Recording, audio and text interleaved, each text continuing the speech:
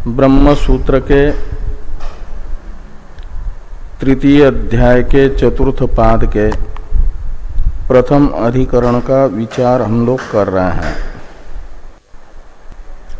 इस अधिकरण के 11 सूत्रों का विचार हो चुका है।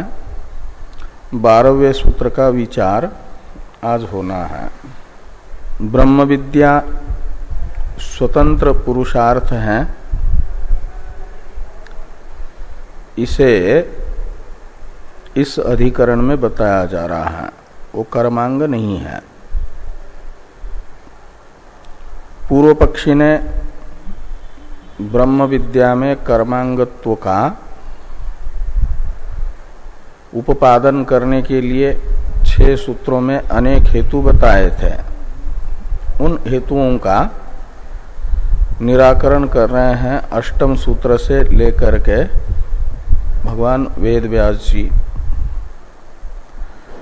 उसमें से समन्वारंभ वचनात् इस सूत्र से जो विद्या को फलदान के प्रति अस्वातंत्र्य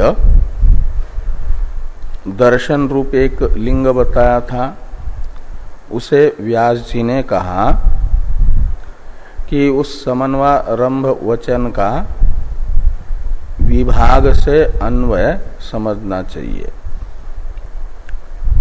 तम विद्या कर्मणि समन्वारभेते का अर्थ है, तम शब्द जब विद्या का समन्वारंभ बताएगा, यह वाक्य तो विद्वान का परामर्शक होगा। तो विद्वांसम विद्या समन्वारभते और कर्मिणम यानी अविद्वांसम कर्म समन्वारभते, ऐसा विभाग करके कर्म तथा विद्या का अलग अलग पुरुष के साथ समन्वय समझना चाहिए। ये व्यास जी ने समाधान दिया था और दृष्टांत बताया था शतवत यानी आभ्याम शतम दीयताम। ये कहने पर जैसे अर्थ निकलता है, समझने वाला समझता है 100 रुपया 2 को देना है तो 50-50 देना है। ऐसे ही विद्या और कर्म का विद्वान और अविद्वान के साथ विभाग से अन्वय। लेकिन उपनिषद के प्रकरण को देखते हैं तो वहां एक ही अधिकारी प्रतीत होता है, संसारी यानी अविद्वान। वह मुमुक्षु विषयक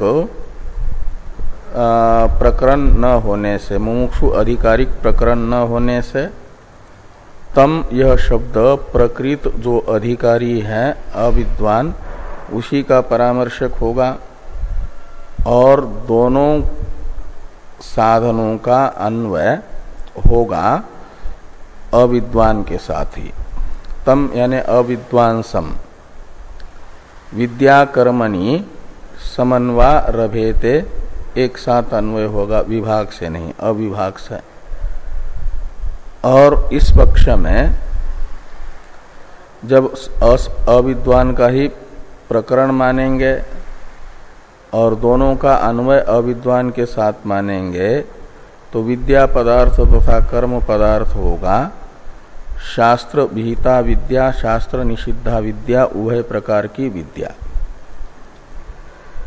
यानी शास्त्र विहित चिंतन तथा शास्त्र निषिद्ध विषय चिंतन, ये दोनों भी विद्या शब्द का अर्थ है और कर्म शब्द का अर्थ पुण्यात्मक कर्म भी पापात्मक कर्म भी। अविद्वान पुरुष को प्राप्त होते हैं क्योंकि यह वाक्य अनुवादक है। तम विद्या कर्मणि समन्वारभेते पूर्व प्रज्ञा च, यह वाक्य अनुवादक होने के कारण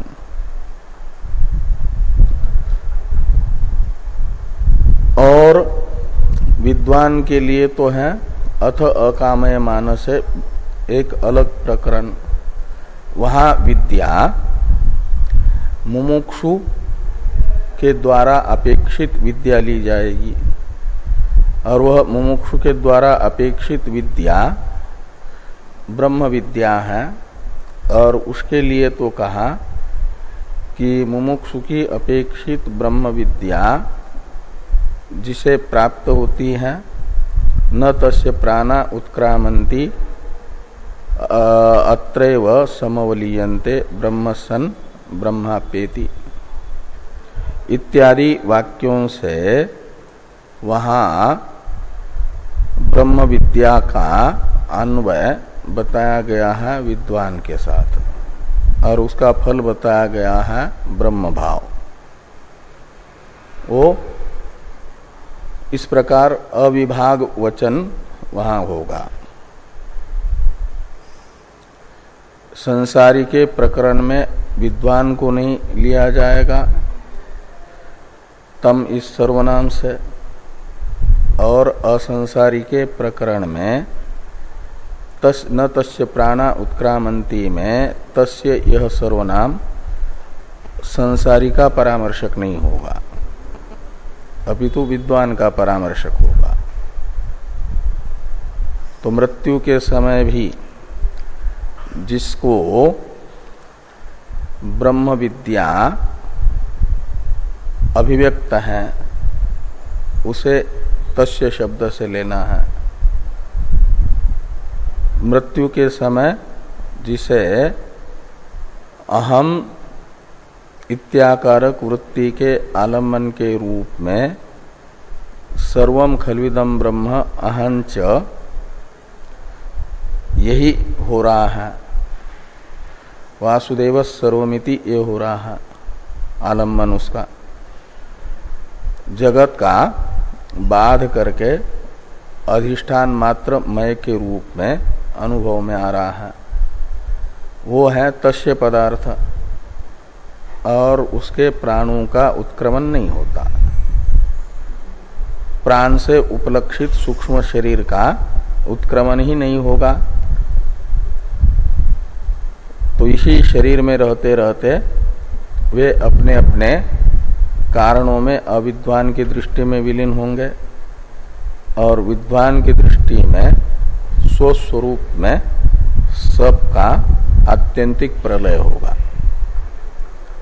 आत्यंतिक प्रलय का अर्थ है स्वरूप से अतिरिक्त उनकी सत्ता ही नहीं रहेगी, बाध हो। एक मही में यत्र त्वस्यात्म अभूत तत्केन कंपस्यत के अनुसार अंतिम समय में भी स्थिति है, ऐसी ही वो उसका परामर्शक है तस्य शब्द। उसके प्राणों का उत्क्रमण ही नहीं होना है। तो ये जो पूर्व में गृहीत संसारी के लिए विद्या और कर्म है वो तो उसके निवृत्त हो गए हैं। जिस समय अहम ब्रह्मास्मि बोध हुआ उसी समय क्षीयन्ते चास्य कर्माणि तस्मिन् दृष्टे परावरे के अनुसार, तो वो सब समन्वय प्राणों का ही उत्क्रमण नहीं होना है। तो फिर ये विद्या और कर्म संसारी के साथ अन्वित होने वाले वो ब्रह्मज्ञानी के साथ अन्वित नहीं होंगे। मात्र एक ब्रह्म विद्या का, और वो भी ब्रह्म विद्या का अन्वय कोई मोक्ष के साथ नहीं होगा। ये भी वृत्ति होने से वो अंतिम क्षण में वो भी विलीन हो जाएगी, सबको विलीन करके। तो जैसे पानी के बुलबुले में से हवा निकल जाती है तो उस समय वो जो पानी से अलग सा बुलबुला दिख रहा था वो पानी ही पानी होता है। ऐसे वह वृत्ति भी स्वयं वृत्ति का परिणामी अंतःकरण जब विलीन होगा, प्रारब्ध के अंतिम क्षण में विलीन होगा, तो वह हवा के कारण पानी के बुलबुले के साथ जो छोटा सा पानी का अंश था वह पानी ही पानी हो जाता है। ऐसे फिर वो जो जिस ज्ञानी बाधित अंतःकरण के साथ प्रारब्ध के कारण अहम अर्थ अन्वित था, वह प्रारब्ध का क्षय होते ही क्या हो जाएगा, वो हवा निकल जाएगी, प्रारब्ध रूपी हवा निकल गई। तो मुख्य जो चिदंश है वह ब्रह्म के साथ अन्वित होगा, संसर्ग का उच्छेद हो जाएगा। अहम अर्थ का जो संसर्गाध्यास है बाधित अनुवृत्ति से प्रारब्ध के कारण हो रहा था, वह भी निमित्त रूप प्रारब्ध के न रहने पर आत्मा का अंतःकरण के साथ संसर्ग अध्यास बाधित होगा, तो फिर वो वृत्ति भी नहीं रहेगी। तो निर्वृत्तिक जो निर्विकार स्वस्वरूप है उसी में अवस्थान, वह स्वयं प्रकाश है, उस स्वयं प्रकाश रूप से स्वयं ही अवस्थित रहना, यही स्वस्वरूप अवस्थान रूप मोक्ष है, कैवल्य है। इस प्रकार का कैवल्य उपपन्न होता है, सिद्ध होता है, ये कहा गया।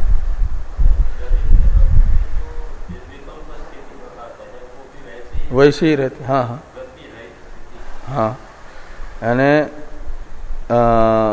असंसक्ति पदार्था भावनी तुर्यगा, ये जो स्थितियां हैं वो पदार्था भावनी तुर्यगा में इनमें नहीं रहता है, यानी शरीर प्रारब्ध के कारण टिका हुआ है, लेकिन अंदर से वो वृत्ति जो है नहीं रहती पदार्था भावनी में। ऐसे होता है जैसे नींद में जागृत विषयाकार वृत्ति नहीं होती, ऐसे व्यावहारिक किसी भी विषयाकार वृत्ति न हो करके स्वरूप में ही समाहित रहेगा, वैसी स्थिति।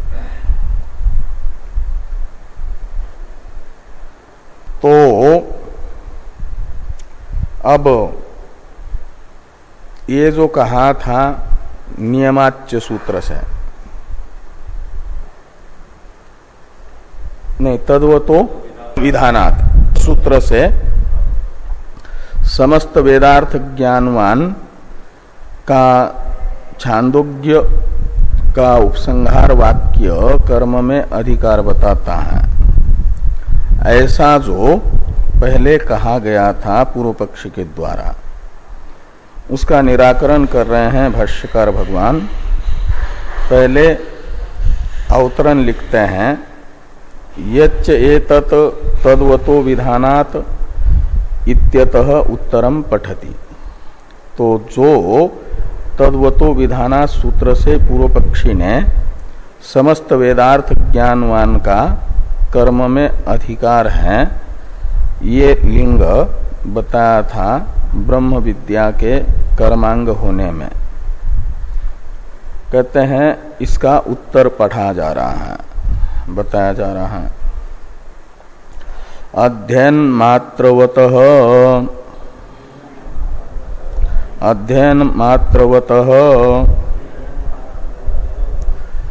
तो आचार्य कुलात वेदम अधीत्य इत्यादि छांदोग्य के उपसंहार वाक्य में कर्म का अधिकार समस्त वेदार्थ ज्ञानवान का नहीं बताया जा रहा, अपितु बताया जा रहा है वेद अध्ययन करने वाले का कर्म में अधिकार।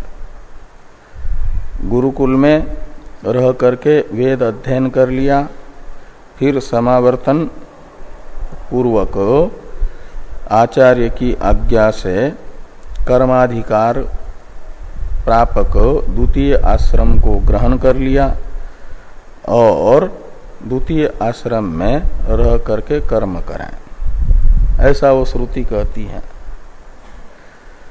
वो आदित्य इस पद का प्रयोग होने से अध्ययन जिसने कर लिया वह अधिकारी है, ये अर्थ निकलता है। इसलिए अध्ययन मात्रवतः अधिकार विधानात् कर्मणि ऐसे लगाना। तो अध्ययन मात्र जिसने कर लिया है उसी का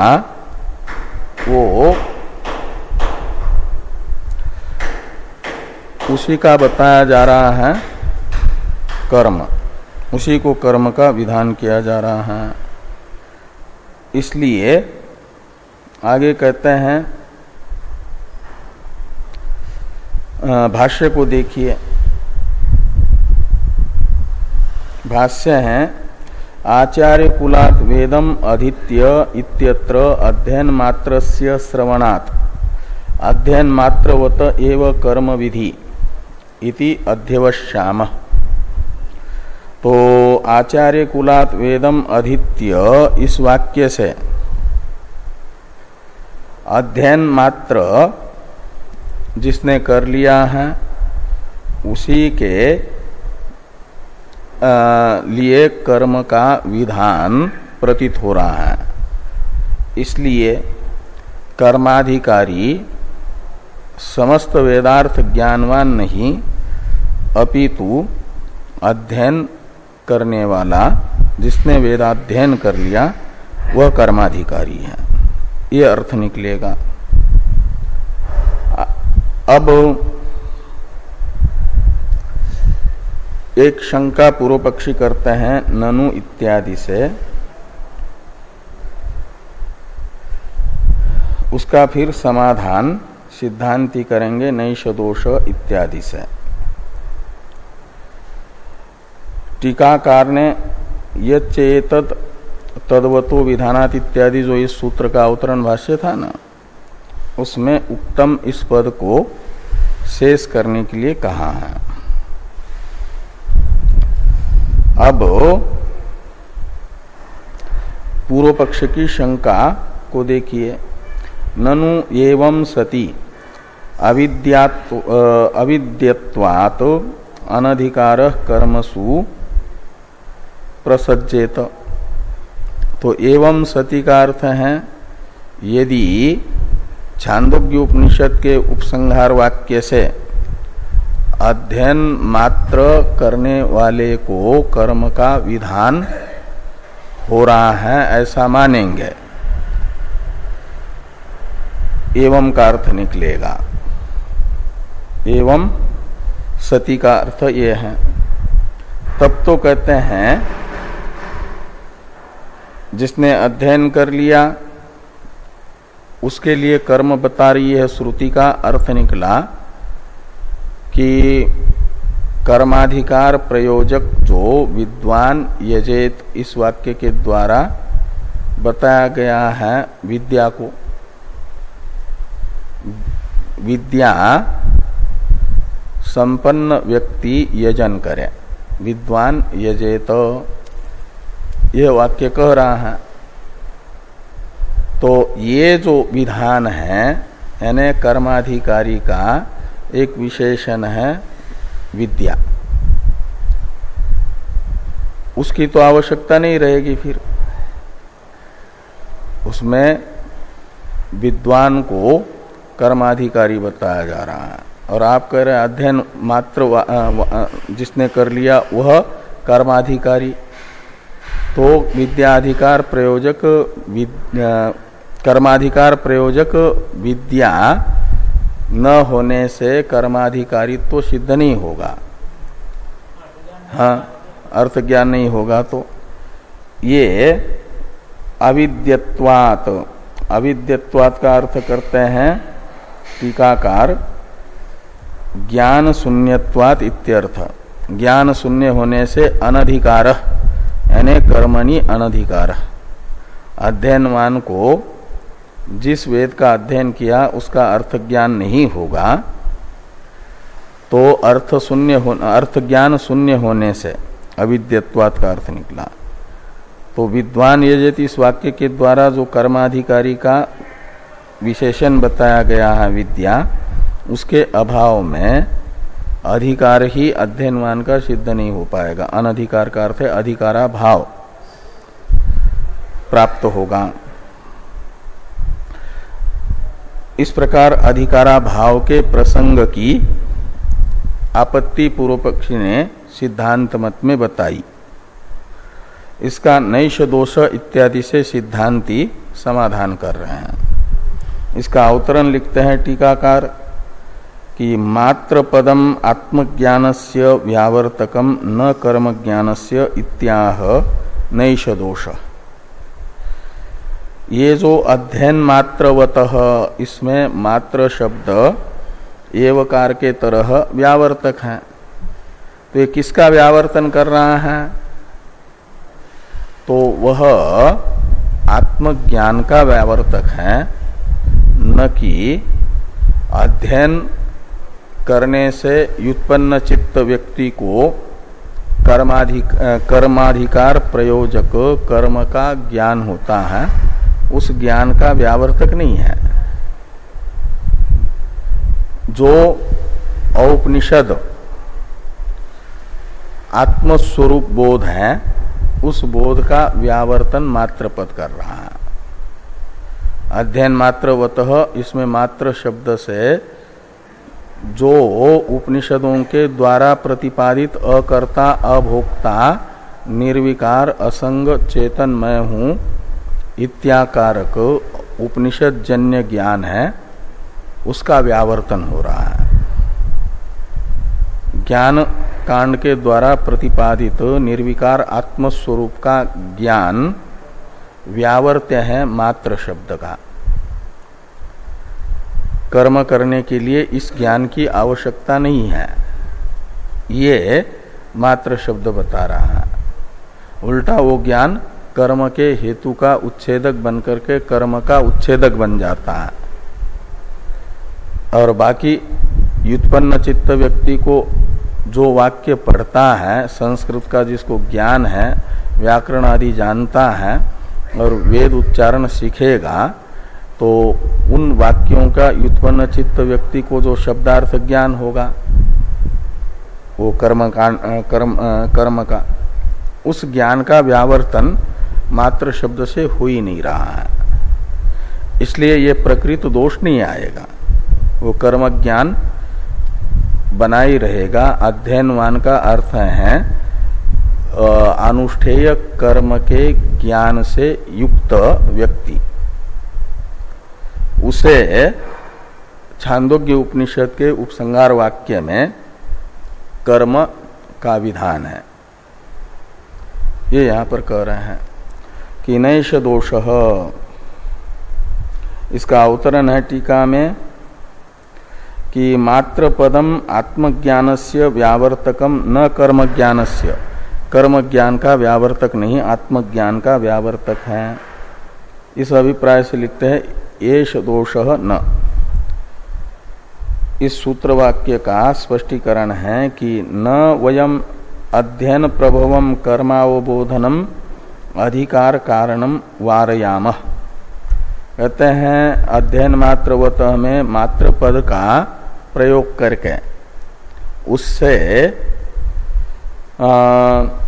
कर्माधिकार का प्रयोजक जो अध्ययन से होने वाला व्युत्पन्न चित्त व्यक्ति को अनुष्ठेय कर्म का ज्ञान है, उसका व्यावर्तन नहीं कर रहे हैं। वह हमारा मात्र पद से व्यावर्त्य नहीं है।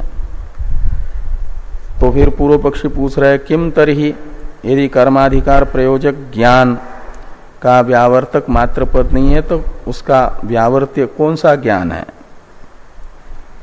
तो कहते औपनिषदम आत्मज्ञानम स्वातंत्र्येण एव प्रयोजनवत प्रतीयमानम,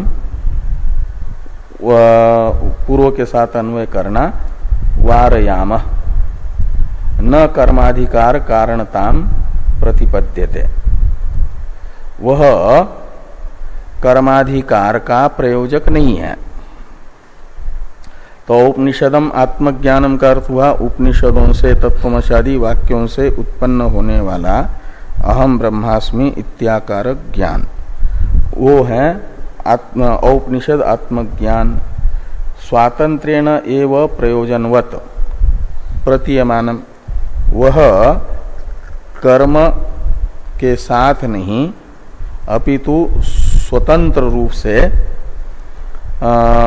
प्रयोजनवत यानी समूल अध्यास की निवृत्ति, संसार का बाध रूप प्रयोजन वाला प्रतीत हो रहा है। वह न कर्माधिकार कारणताम प्रतिपद्यते, वह कर्माधिकार का प्रयोजक नहीं है, ऐसा हम कह रहे हैं। उसका व्यावर्तन मात्र पद से कर रहे हैं। इति एतावत् प्रतिपादयामः,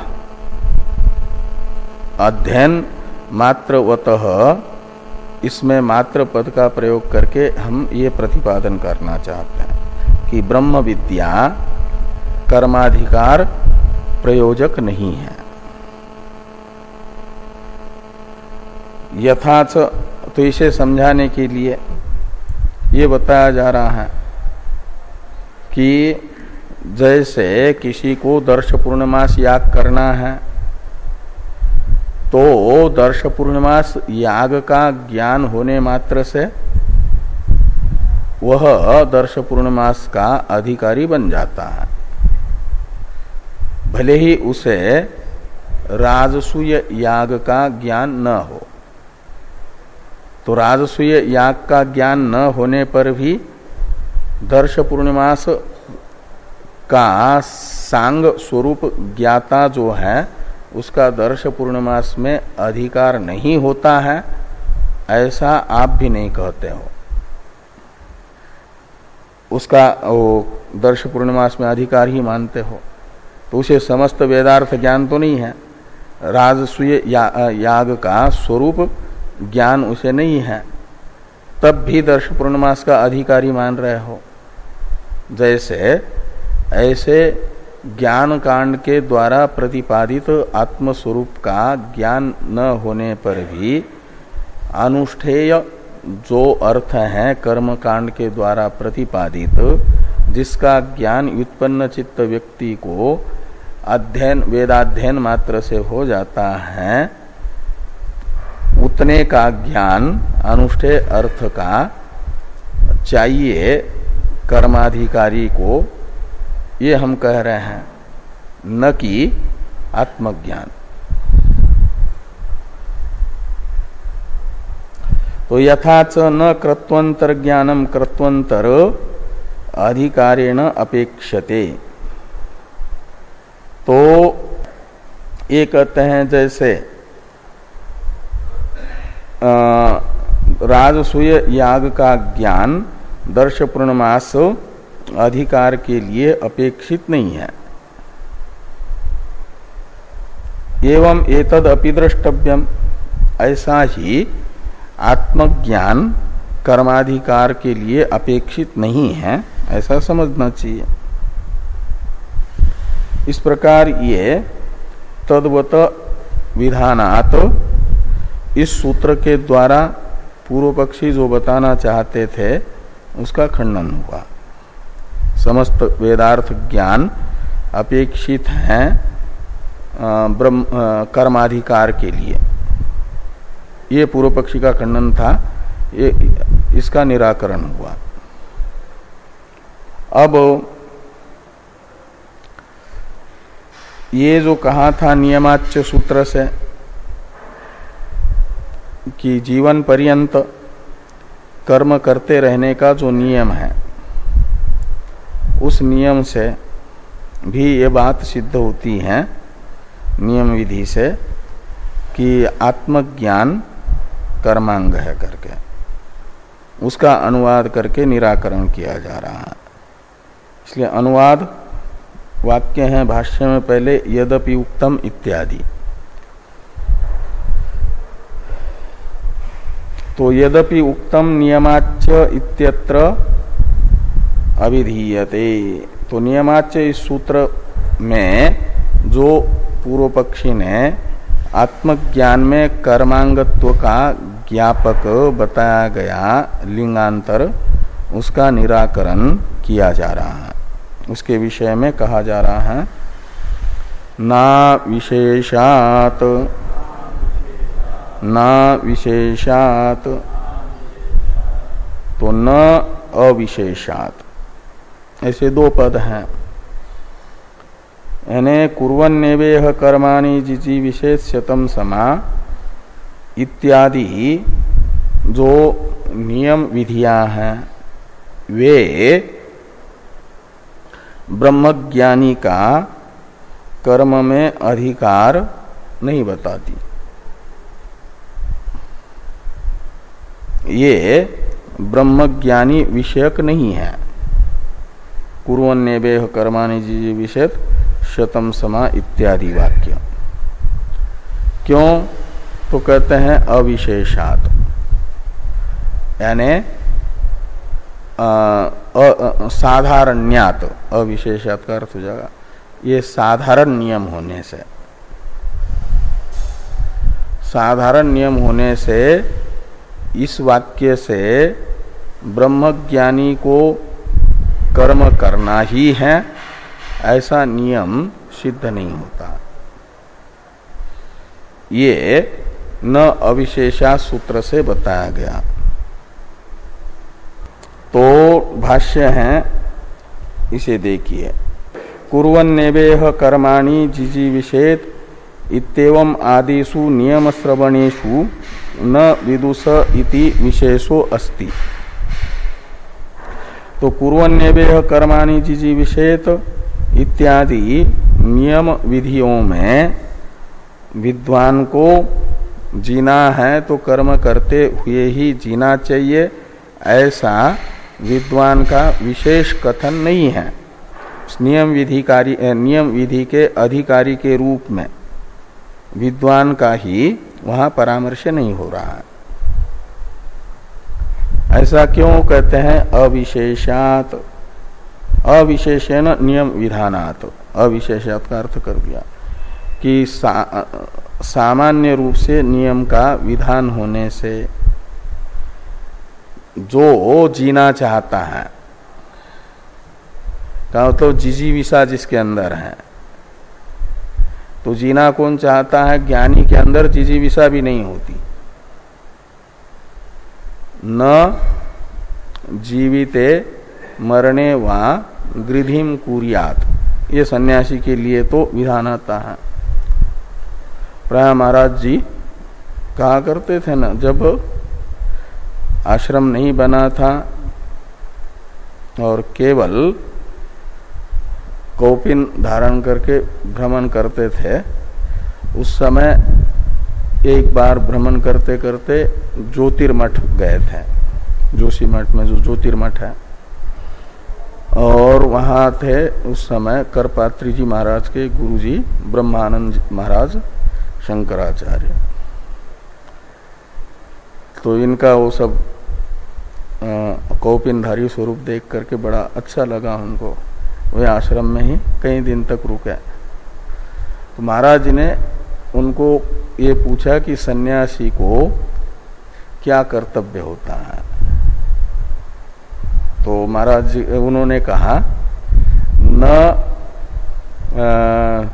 जीविते मरने वा गृधिम न कुर्यात। ऐसा ये सन्यासी को गृधि यानी आकांक्षा, इच्छा, अभिलाषा न जीवित विषय करनी है न मृत्यु विषय करनी है। जीना और मरना इसके विषय में कोई अपेक्षा नहीं का मतलब जीने मरने की भी अपेक्षा नहीं है, तो बाकी अपेक्षाएं तो रहती नहीं है। और कुर्वन्नेवेह कर्माणि जिजीविषेत् में कहा कि यदि जीना चाहते हो तो कर्म करते ही जियो।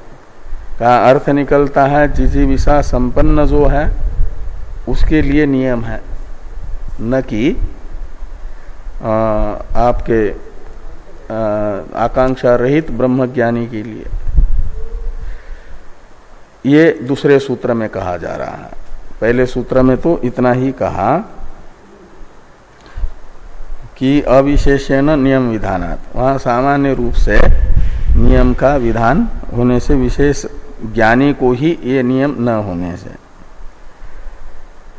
स्तुतये अनुमतिर्वा, ये जो दूसरा सूत्र है इसका अवतरण देखिए टीका में। इसी नियमाच्य सूत्र के द्वारा जो पूर्व पक्षी ने बताया था उसी का दो प्रकार से समाधान कर रहा है। एक तो न अविशेषात से समाधान किया, दूसरा स्तुतये अनुमतिर्वा से किया जा रहा है। उसका अवतरण है टीका में कि नियम वाक्यम अज्ञ विषयम इति उक्तम विदुषो ज्ञान स्तुत्यर्थं च अच्छा च नहीं है, वाह है। तो नियम वाक्यम अज्ञ विषयम इति उक्तम विदुषो ज्ञान स्तुत्यर्थम वा इत्याह स्तुतये इति।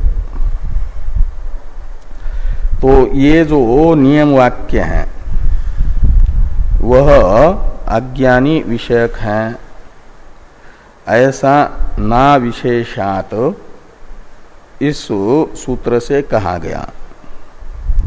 ज्ञानी विषयक वो वाक्य ही नहीं है, कर्म विधायक। अब ज्ञानी विषयक भी मान करके ये कह रहे हैं कि विदुषो ज्ञान स्तुत्यर्थम वा कुर्वन्नेवेह कर्माणि जिजी विशेष्यतम समा, यह ज्ञानी विषयक ही वाक्य है प्रकरण से, क्योंकि ज्ञान कांड के प्रकरण में है ना, और ज्ञान कांड का अधिकारी मुमुक्षु है, ज्ञानी है। मुमुक्षा भी ज्ञान की प्रथम भूमिका है ना, ऐसे अमानित्वादि को भी ज्ञान कहा जाता है, ऐसे मुमुक्षा भी ज्ञान है और तद विषयक है कुर्वन्नेवेह कर्माणि, ये वाक्य मान भी लेते हैं। तो भी ज्ञानी विषयक होने पर भी ये ज्ञान की स्तुति के लिए है।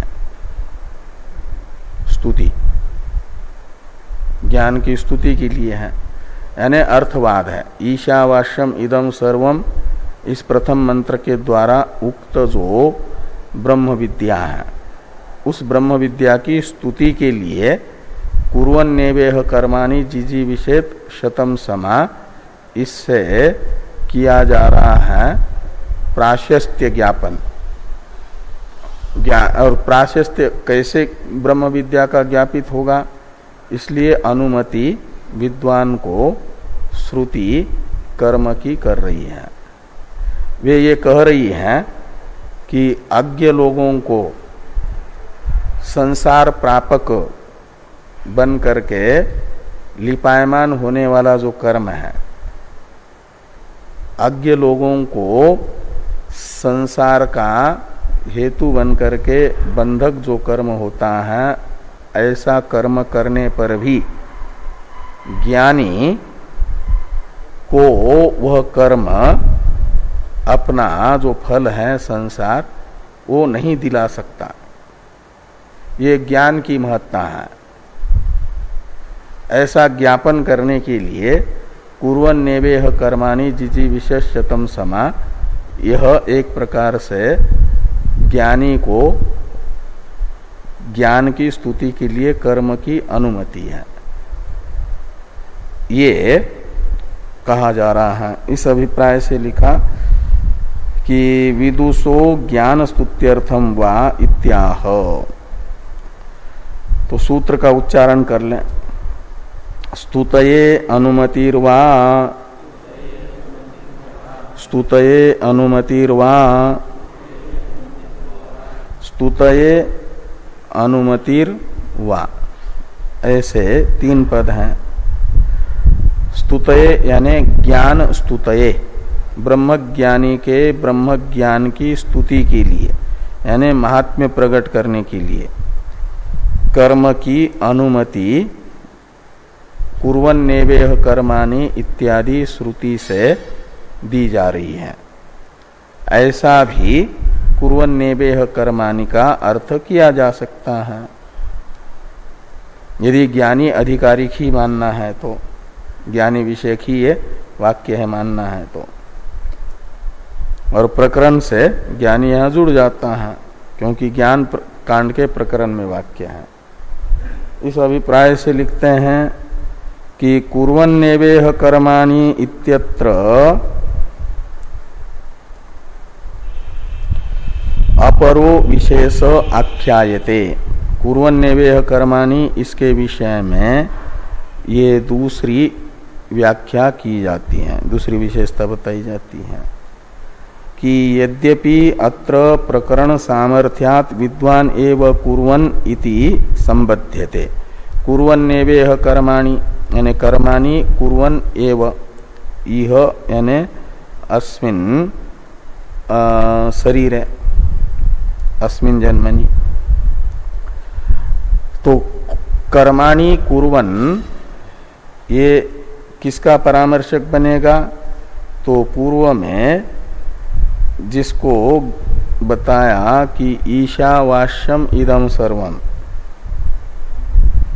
तो ईशावास्यम इदम सर्वम ये बोध जिसको है, सर्वम खल्विदम ब्रह्म इत्याकारक ज्ञान जिसको है, उसी को कर्माणि कुर्वन् इस शब्द से लेना। हाँ, ज्ञान का प्रकरण होने से, जिसे यह संसार अंतःपाती प्रत्येक वस्तु ब्रह्मरूप दिख रही है, वह कर्माणि कुर्वन् इह यानी ज्ञानी शरीरे कर्माणि कुर्वन् अपि। कर्म अन्यथा नास्ति, ये तो अन्यथा नास्ति का अर्थ करेंगे कि इतः का अर्थ है ब्रह्म भाव और अन्यथा का अर्थ है ब्रह्म भाव से अतिरिक्त जो जीव भाव, वो नास्ति। जो संसारित्व प्रापक कर्म है, अज्ञानी यदि कर्म करता है तो वह कर्म उसे 84 लाख प्रकार की योनि में से मनुष्यादि भावों में से किसी न किसी भाव की प्राप्ति कराता है। देवता भाव की या मनुष्य भाव की या पशु भाव की प्राप्ति कराता है। ऐसा अज्ञानी को मनुष्यादि भाव का प्रापक जो कर्म है, वह कर्म ज्ञानी करता है तो वह ज्ञानी को ब्रह्म भाव से अतिरिक्त किसी मनुष्यादि भाव का प्रापक नहीं होता, का मतलब उस ज्ञानी के जन्म का आरंभक नहीं होता। वह क्रियमान कर्म अलेप होता है। ऐसी वह ज्ञान की स्तुति है, ये कह रहे हैं। तो कुर्वन्नेवेह कर्माणि इत्यत्र अपरो विशेष आख्यायते। यद्यपि अत्र प्रकरण सामर्थ्यात् विद्वान् एव कुर्वन् इति संबध्येत, तथापि विद्यास्तुतये कर्मानुज्ञानम एतद् द्रष्टव्यम। विद्या की स्तुति के लिए यह कर्म की अनुमति समझनी चाहिए। न कर्म लिप्यते नरे इति वक्षति। तो इसी मंत्र में कुर्वन्नेवेह कर्माणि में चतुर्थ पाद में कहा जाता है कि न कर्म लिप्यते नरे।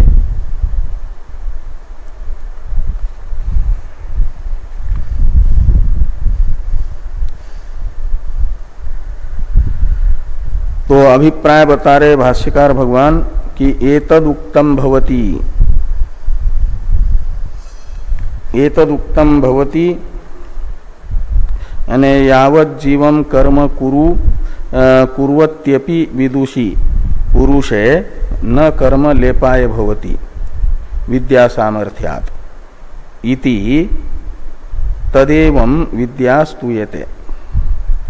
कहे कुर्वन्नेवेह कर्माणि इस वाक्य के द्वारा ज्ञान की स्तुति करते हुए यह बताया जा रहा है कि ज्ञानी जीवन पर्यंत कर्म करता भी रहे तो भी विद्वान पुरुष में न कर्म लिप्यते नरे, इसमें नरे शब्द से लेना ब्रह्म ज्ञानवती पुरुष है।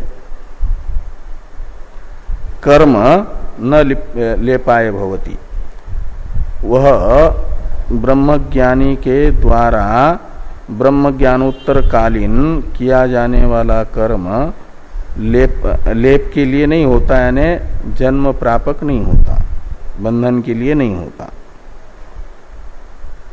ऐसा क्यों? तो कहते विद्या सामर्थ्यात् इति तदेवं विद्या स्तूयते। इस प्रकार तो ये उस वाक्य का अभिप्राय निकलता है जब उसे अर्थवाद कहते हैं, और इस प्रकार अर्थवादात्मक कुर्वन्येवेह कर्माणि से विद्या की स्तुति होती है। टीका में थोड़ा देखिए, एवं तो नान्य थे तोस्ति न कर्म लिप्यते नरे का अर्थ कर रहे हैं। एवं का अर्थ करते हैं कर्म कुर्वती अपि त्वयि नरे, तो कर्म करते हुए भी तुम तुझ नर में का मतलब ब्रह्मज्ञानी में, इतः यानी विद्या लब्धात ब्रह्म भावात, विद्या से प्राप्त जो ब्रह्म भाव है उस ब्रह्म भाव को इतः शब्द से लेना। इतः शब्द का अर्थ कर दिया ब्रह्म ज्ञान से प्राप्त जो ब्रह्म भाव, ब्रह्मवेद ब्रह्मैव भवति के अनुसार, और उससे अन्यथा वो हो जाएगा देहात्म भाव। उस देहात्म भाव की प्राप्ति नहीं होती। एवं इतः अन्यथा नास्ति का अर्थ निकलेगा कि इतः यानी विद्या लब्धात ब्रह्म भावात अन्यथा नास्ति का मतलब कर्मणा संसारो नास्ति इति यावत। तो ब्रह्मज्ञानी के ज्ञानोत्तरकालीन कर्मों से ब्रह्मज्ञानी को संसार की प्राप्ति नहीं होती। अज्ञानी के कर्म जैसे अज्ञानी के संसार प्रापक होते हैं, ऐसे ज्ञानोत्तरकालीन ब्रह्मज्ञानी के कर्म ब्रह्मज्ञानी के संसार के प्रापक नहीं होते। ये विद्या सामर्थ्यात्, इस प्रकार ये विद्या की महत्ता है। वही कर्म एक व्यक्ति कर रहा है, उसे उन कर्मों का फलस्वरूप जन्म हो रहा है, और वही कर्म ज्ञानी कर रहा है लेकिन उसका जन्म नहीं हो रहा है। ऐसा क्यों? तो ये ज्ञान की महत्ता है।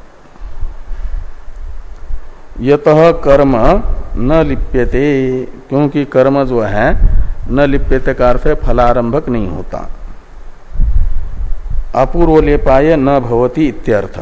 न लिप्यते का अर्थ है अपूर्व लेप, यानी जन्म का फल का आरंभक नहीं बनता। ये इत्यर्थ श्रुते, श्रुति का ये कुर्वन्येवेह कर्माणि श्रुति का अर्थ है। तो इस प्रकार ये नियमाच्य सूत्र के द्वारा जो पूर्व पक्षी बताना चाहते थे ज्ञान कर्मांग है करके, उससे भी ज्ञान कर्मांग है ये सिद्ध नहीं हो पाया। दो सूत्रों के आधार पर व्यास जी ने बताया, ना विशेषात और ये स्तुतये अनुमतिर्वा, इन दो सूत्रों से। अब पूर्व पक्षी के द्वारा बताए गए जितने हेतु थे, 6 सूत्र थे ना, उन 6 सूत्रों का क्रमतः निराकरण कर दिया। अब आगे और भी 3 सूत्र शेष हैं। पूर्व पक्षी के हेतुओं का तो निराकरण करके उनमें हेत्वाभासत्व तो बता दिया, इसलिए पूर्व पक्षी के मत के साधक वे नहीं होंगे हेत्वाभास होने से, सदहेतु नहीं है। अब काम कार्य न चय के उपमर्दंच ऊर्ध्वरेत सूच शब्दे ही, इन 3 सूत्रों से ये स्वपक्ष का समर्थन किया जा रहा है। 8वें सूत्र से लेकर के 14वें सूत्र तक 7 सूत्रों से एक प्रकार से पूर्व पक्ष का निराकरण हुआ। अब अवशिष्ट जो 3 सूत्र हैं स्वपक्ष के समर्थक है। विद्या स्वतंत्र रूप से ही मोक्ष रूप फल की साधन रहेगी, इस पक्ष में और हेतु पुष्ट करने वाले, वहां तो पुरुषार्थ अतः शब्दात्मक शब्द बताया ही था, और भी कुछ उसके संपोषक हेतु बताए जा रहे हैं। इस पर चर्चा हम लोग कल करेंगे।